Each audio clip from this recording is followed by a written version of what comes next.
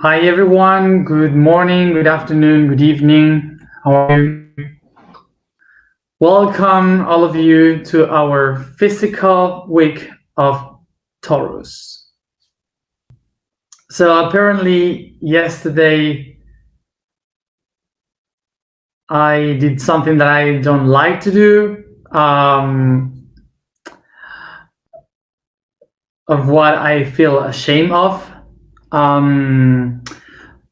But anyway, it happened. Many people saw it, so it doesn't matter. Take a breath, take a deep breath, and keep going on with my life. So, as I told you to begin this week, I remind you that in the beginning of this month, I told you that 3 different energies will be sharing with us this month, and they are the manifestors of matter, of reality, according to the Egyptian tradition. And of course, for this week, we have our great creator, Ptah. So first of all, let's remember who is the god Ptah. And before I explain what the god Ptah means, I would like to remind you that in my philosophy of life, I don't believe in gods. When I speak about gods, it's not that I believe that there are gods. Is that I call gods to the different attributes of the existence of the universe. So this is an idea. It's not exactly like this, but this is like kind of an idea. Okay. So let's look into this kind of like that. So in order to see it in this way, Ra is like the divine that creates the concept of the divines called the Nun, which you can divide in air and water, that creates earth and skies. Geb and Nut creates the earth and sky, and they create Ptah. Ptah is the creator of all the things on earth, which divides itself into many pieces, which are the gods of the pantheon of Egypt. Okay. So Ptah is the creator itself, is the one that manifests the things, the realities ahead. So at the moment that, at the same time that the air, the water, Nun, Ra, they are like these concepts of creation, big pictures of the creation. So Ptah is the one that creates the parts of the creation, okay? Every part, from the gods that will create until all the realms of reality, of nature. Okay, so Ra is not the creator. Ra is the divine consciousness, okay? That it starts to be the creator incarnated in the concept of Ptah. Okay. So when you hear about Ptah, you will listen that he was the god of creation, that he was the god of the architects, he was the god of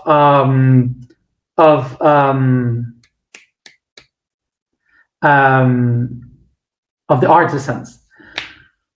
But also you will listen that he was the god of darkness. And this is something that people maybe can say, oh my God, this is perhaps the god of darkness, so he was evil. No, it's not that. We can relate this god, Ptah, the god of with the god that in Greece they call Hephaestus, and the Romans call Vulcano. These gods, the same one, usually were related to a blacksmith from hell. He was the one that was working with the junk, creating swords and tools and so on. So related to the fire, related to lava, related to the inner world, because the inner world was the creation of all the things that are. So why is related with darkness? Because Ra is the aspect of divinity which is impossible to touch, intangible, is the one that is the essence, the consciousness, the light, the awareness. So it's impossible to touch, to perceive. And when this being materializes itself, it creates matter, physical, that projects shadows. So the physical aspect of the divine creates darkness, creates shadows. So this is why, from the point of view of ancient civilizations, Ptah was not the evil god. It was the god of the manifestation. And that's why they call it darkness, because it was the one that created things that give shadows, that produce shadows. Okay? So you get the idea? Perfect. So this god, Ptah, is the one that that materialized the concept of the divinity of the subtle planes and brings it into materialization. So this means that all the concepts that were before around in the eternity now are going to be physical. They will have a structure, and of course, in order to do that, itself had to divide into different attributes to put their attributes outside and materialize them with a shadow, with a light itself. So that's how it creates everything that we have in our reality. So this brings us that the creator, Ptah, manifests its attribute in the shape of, for example, sexuality, love, intelligence, communication, music, every one of the arts. So basically, all these kind of manifestations will be called gods or goddess, a divinity. But they are attributes of the entire world. So if we pay attention to how this works, it will be the system of fractalization. So the main god of creation divides into two other gods, one feminine, one masculine, and they divide in other two. So they create 4, and this 4, 8, and this 8, 16, and so on. Starts to fractalize constantly, once and again. So the attributes that the main god had split into billions of attributes in every one of the living beings. So this means that each one of us has the same attributes as the main creator, Ptah, that we are going to pass through to the next generations.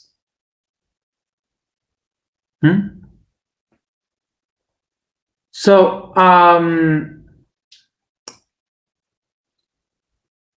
let's understand this picture. What are attributes? Because we say humans has attributes. What are the human attributes? We can think about love, wisdom, music, being a good person. Those could be different attributes of a person. But what are the basements of attributes? Attributes basically are emotions. When you go within, you understand that everything that you are doing is an impulse that comes from emotion. And what is an emotion? It's an energy moved by hormones in our body. From where the hormones come from? From the glands, from organs. So the organs are creating the impulse for our attributes. And what are the organs? Are conjunctions of molecules cells, molecules that are atoms that interact energy that works through vibration. So you see from where it comes from. The whole universe has created through vibration and energy the organs that are the middle point to create the attributes into the matter, to manifest the attributes into the matter.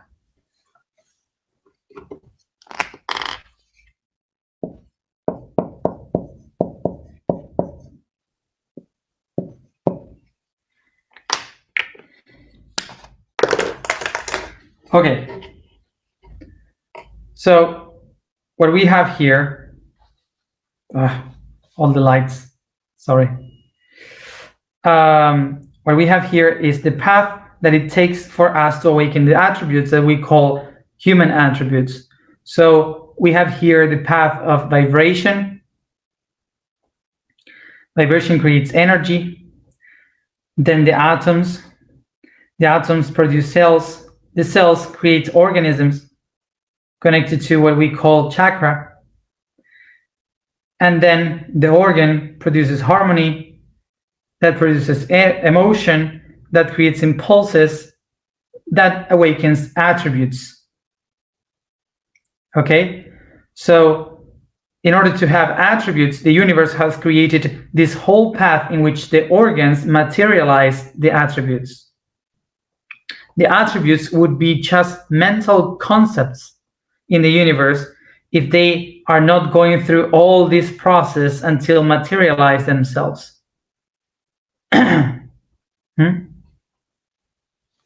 Okay.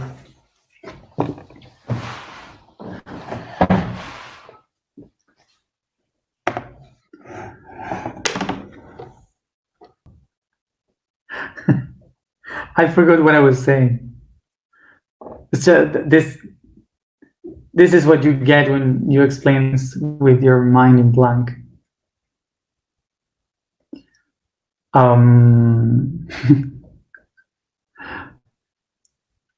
So the organs itself would be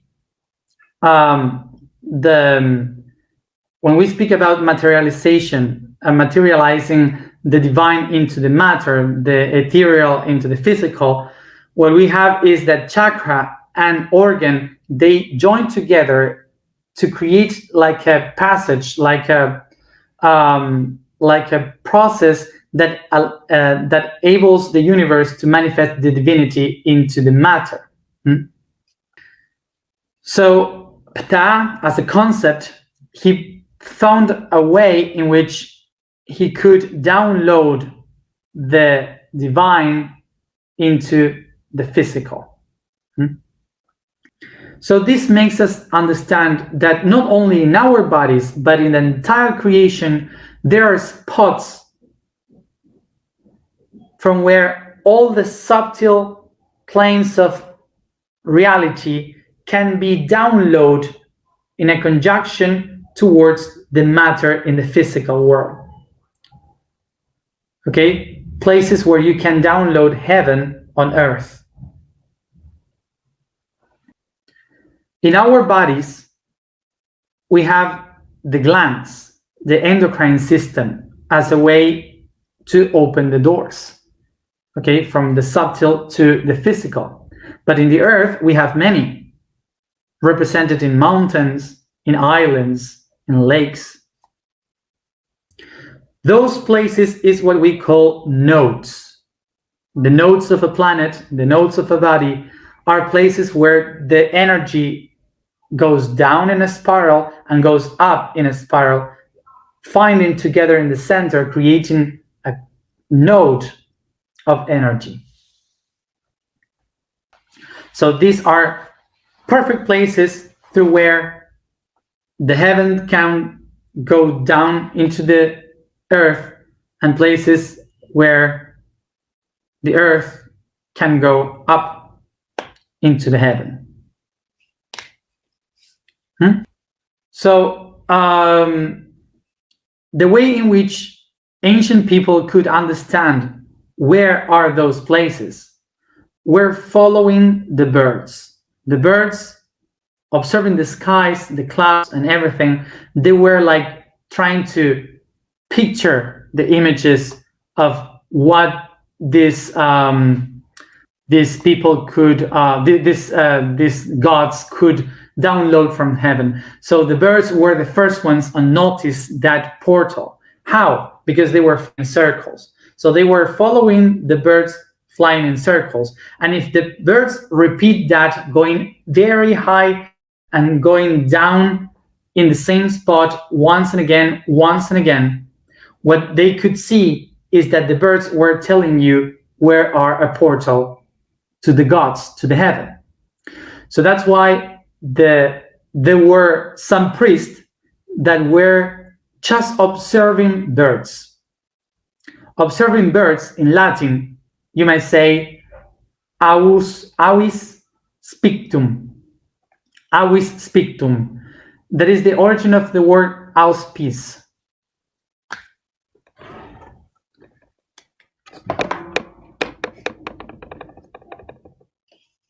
Okay?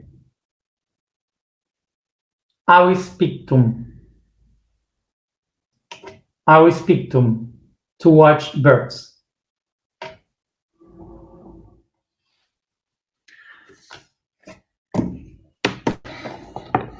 So, auspice, how do you say in English? I don't know the pronunciation. Auspicious.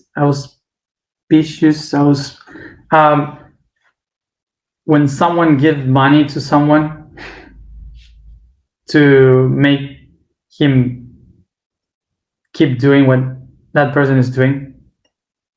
So people used to say that, auspicious, auspice, okay. Thank you. So the people that auspice someone, like a sponsorship, let's say in English, is because that person sees that something is good in the future, that thing could be good eventually. Okay, so that's the word. So this word auspicious is the one that is related to know the future, to know what is going to happen. A signal. So what these priests would do, they would follow the place where the birds were flying, and there in those places they would cut the trees, cut the mountain, prepare the terrain, so they could have a clear space, so they could see and communicate and receive the messages of the divine straight from the heaven.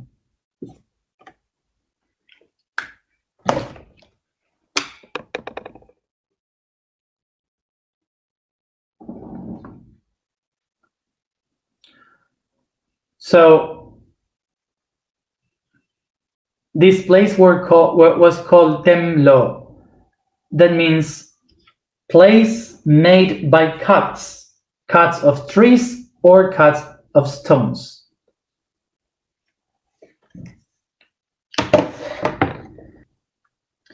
So the reason why we add a P in the center is by pronunciation, because when you say many times Temlo, Temlo, Templo, Templo, Templo, Templo, Templo, Templo, Templo, Templo, a P appears immediately.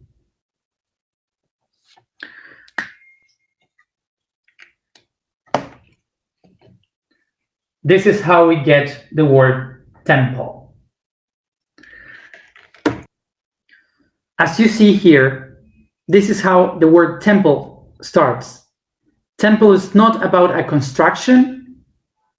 A temple is basically a space that was open so the messages from heaven can be downloaded into the ground. So eventually, in those sacred places, the priests and priestesses started to use the feathers of the birds, condors, the eagle, the hawk, the ravens, the quetzal, vultures, all of them. They started to use all these feathers to decorate themselves, because it was the wisdom. The feathers were the wisdom of these portals. They were bringing the messages. So that's why eventually when they discovered the ink, they started to write with the feathers, because the knowledge of the divine came from the heavens through the feathers. You see how it came, the history of the feathers.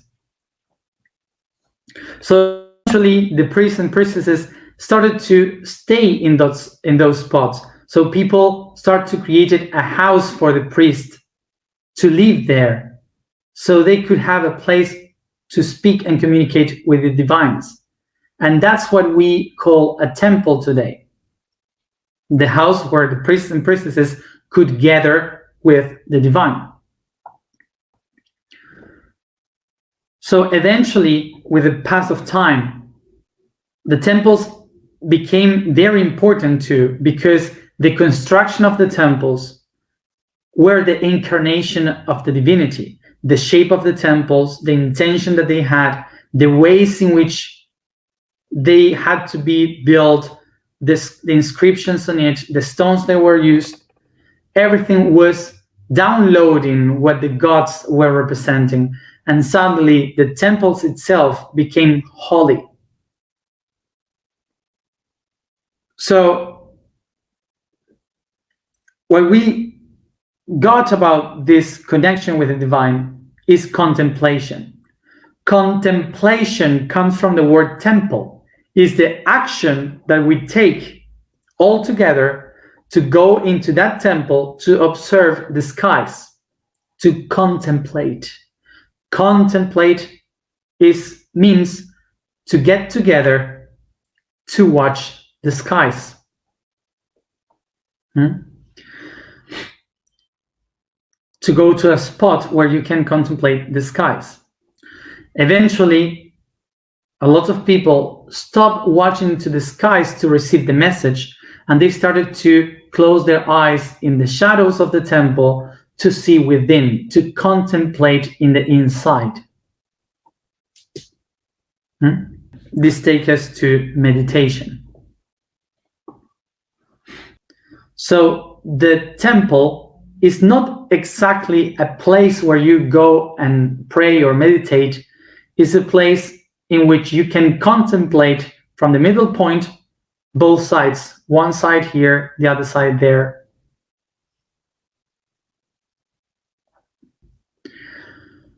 So we relate temples today with the places where you can go and there is a construction.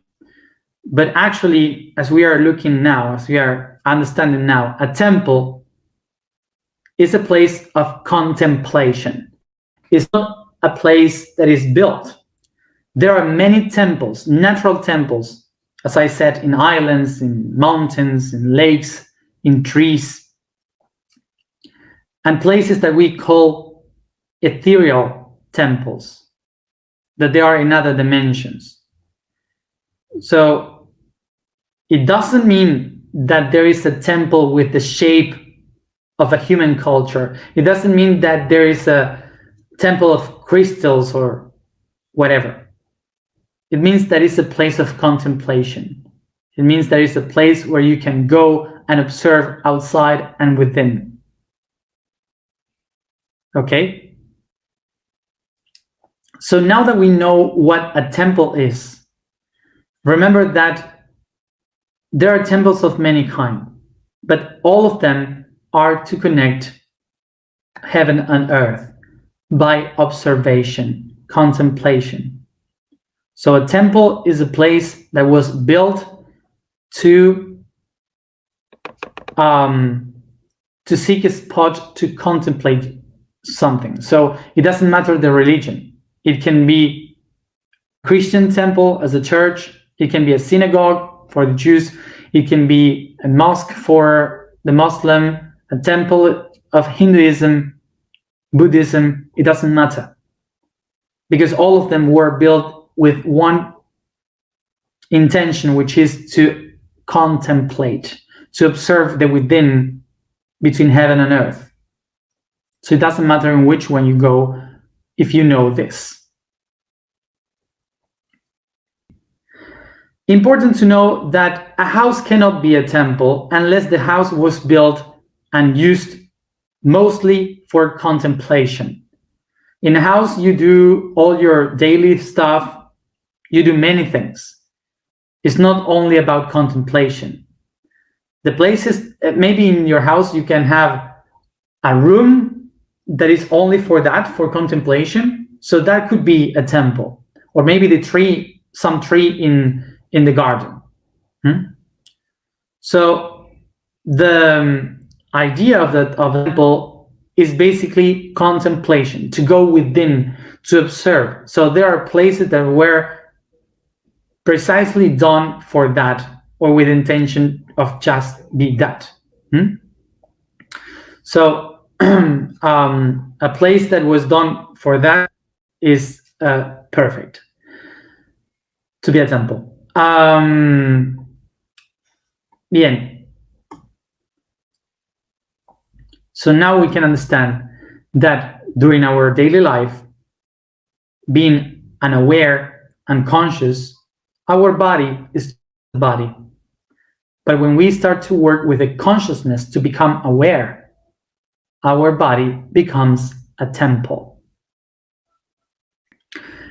And the body becomes a temple not because within we have the soul. It becomes a temple because we contemplate ourselves, attention to what we need or what we are.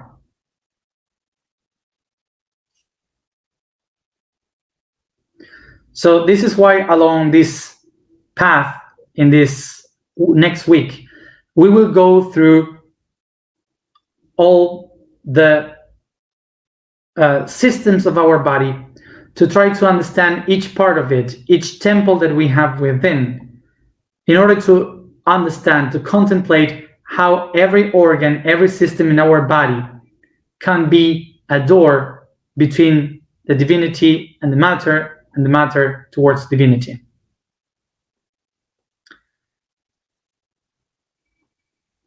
Okay? So, as the last thing, in honor to Ptah, remind you what Egypt means.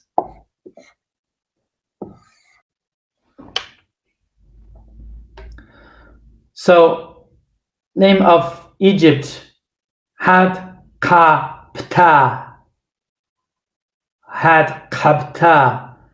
Had is house, home, as in Hadhur. Ka, meaning spirit. Ptah, the creator, the house of the spirit of creation. That's the name of Egypt, that the Greek people were not able to say Hakapta, and they said Egyptos, Egyptos, Egypt.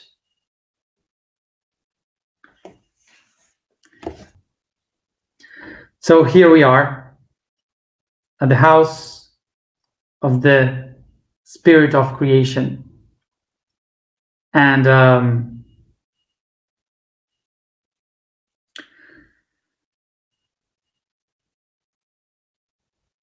by its body, the Nile, it created the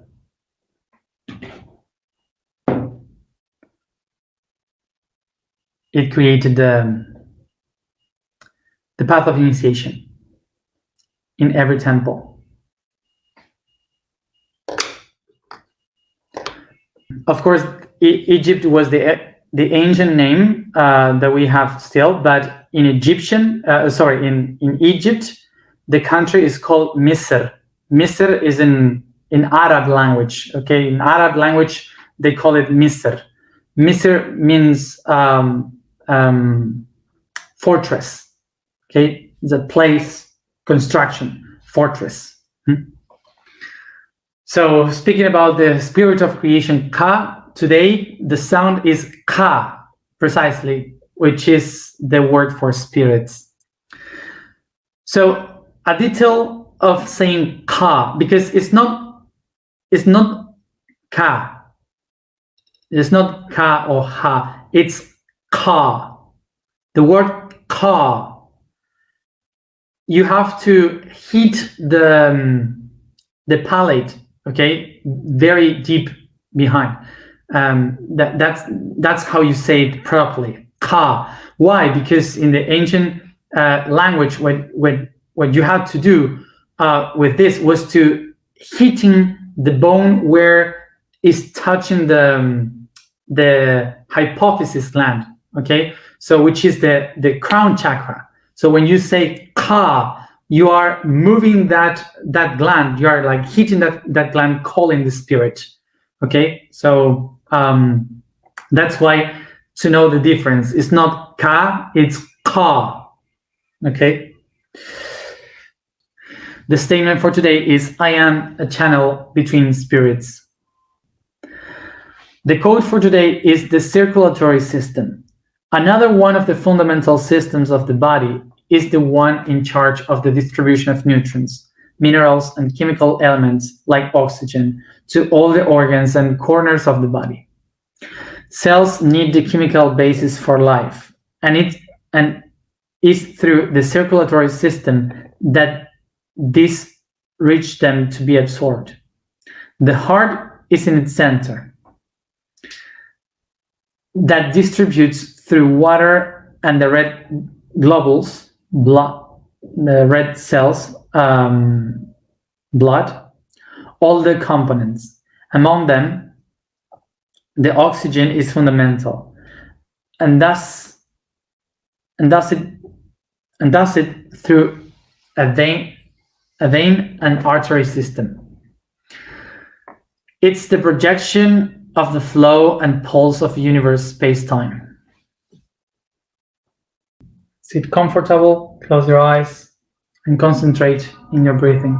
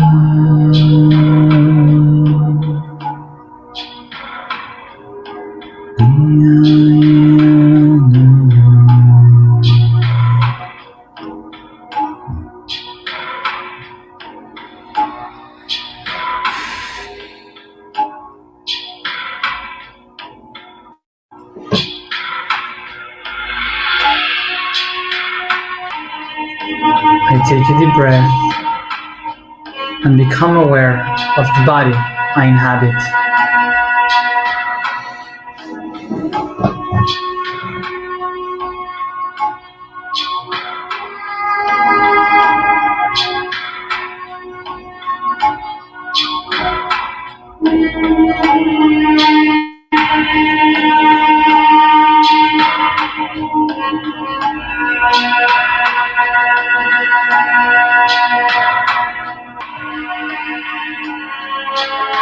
I can perceive the air, the oxygen coming in my nose, going to my lungs,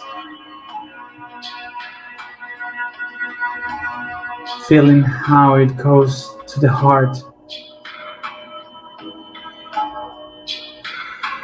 sent along the entire body through the veins and the blood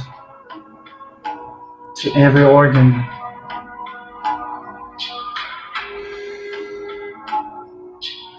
As I become aware of deep breaths, every time deeper, I start to feel how the breathing reorganizes my body.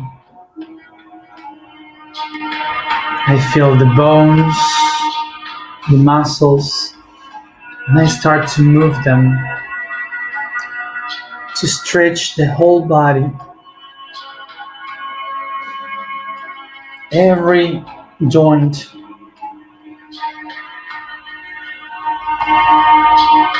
yawning,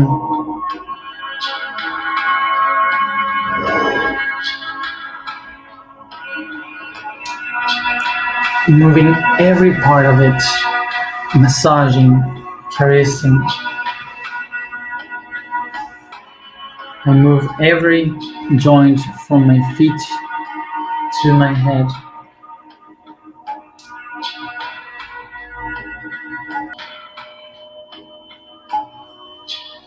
I touch the entire body, feeling each part of it and becoming aware of each corner of it, perceiving which touch and which part produces pleasure in me and which ones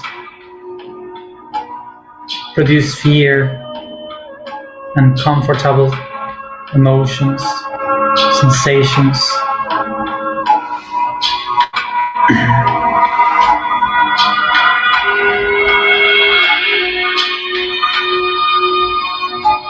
I allow myself to touch every part of the body as if I am touching the body of the person I am in love with.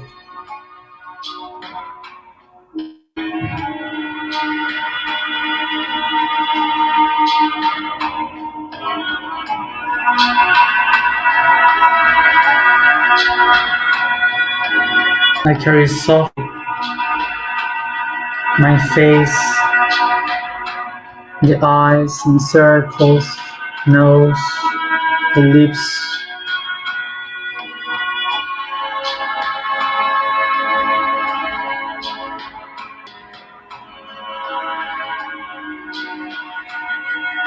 The ears, the hair.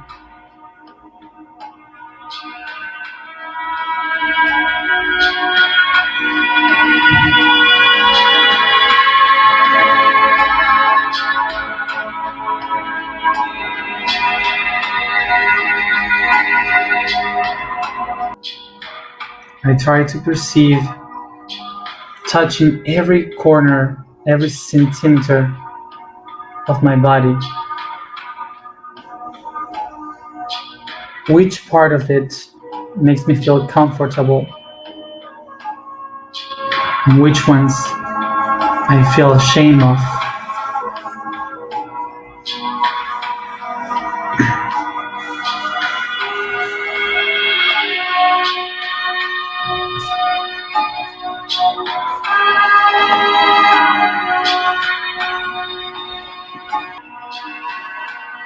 I try to recognize why I feel ashamed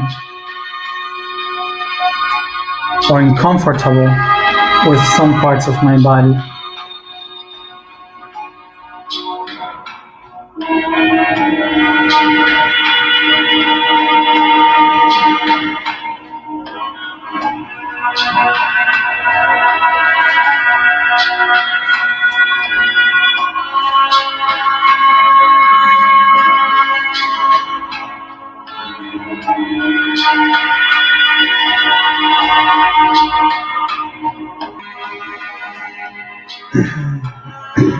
I try to move in circles every joint, from my fingers and hands and the wrist,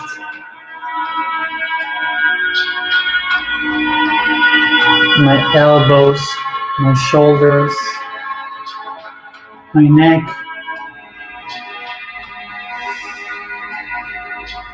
the jaw, the spine, like if it is a snake in waves.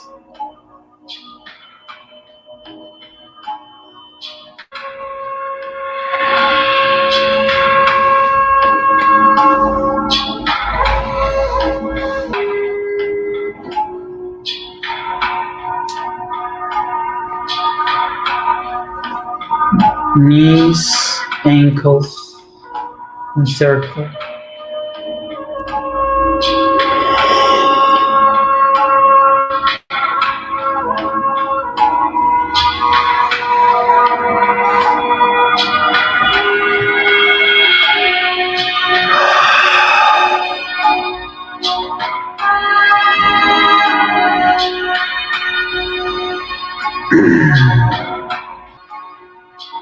And slowly, each one at its own time, starts to relax the body, letting all the weight fall down. The weight of the legs, the arms, and the head.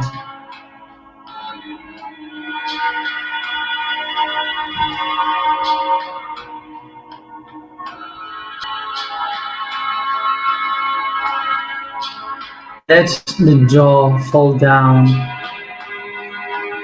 even if I need to let my mouth open. I let it fall down with all the weight. I let my shoulders fall down.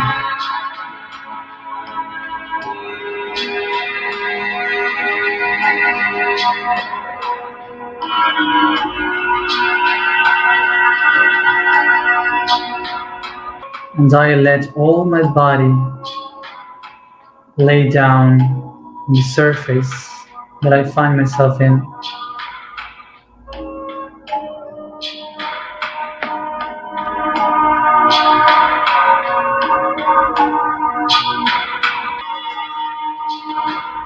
As I feel this relax, all the body already known and connected, with the next deep breath, I can perceive all the spiritual world, how it comes within me from the back, in every joint, in every organ, as I take the breath, as I inhale the air, and goes through me, going out in front of my body, ahead, in every exhalation. Breathe out.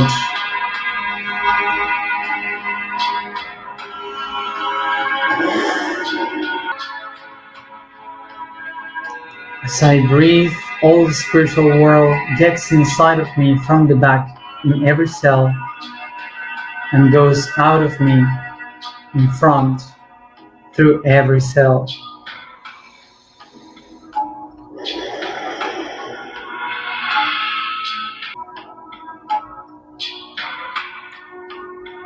I recognize myself now as the point of inflection,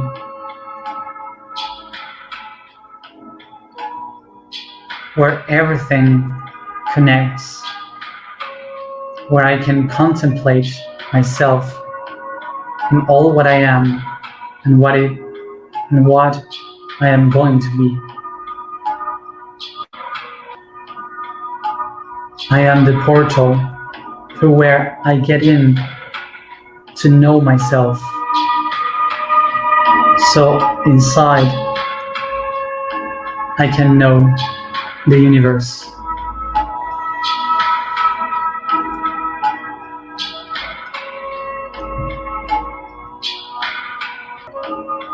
I am the temple of spirit.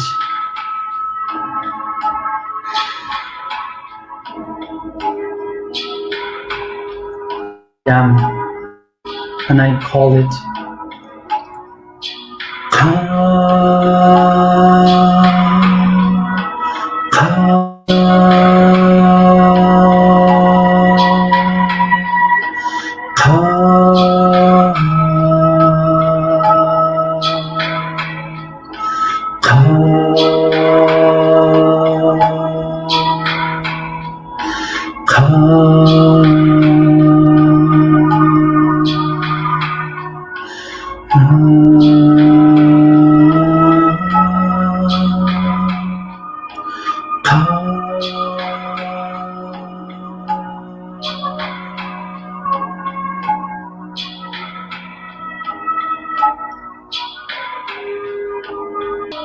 I am the channel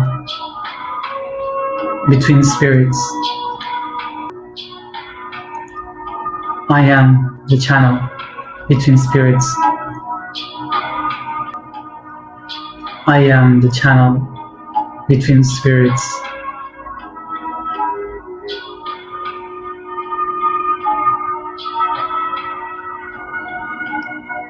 I have the temple in me, and I contemplate it. I have, I have, I have.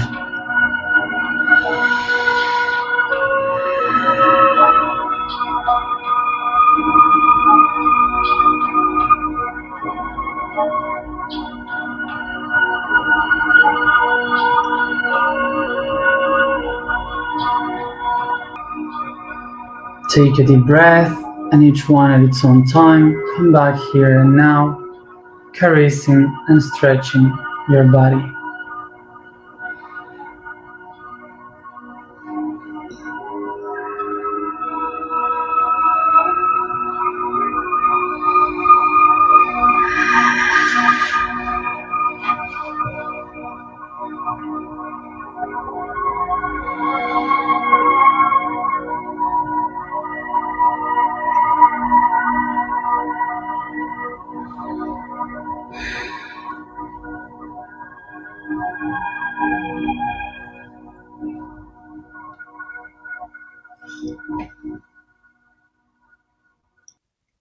So for those who are following the task of this month,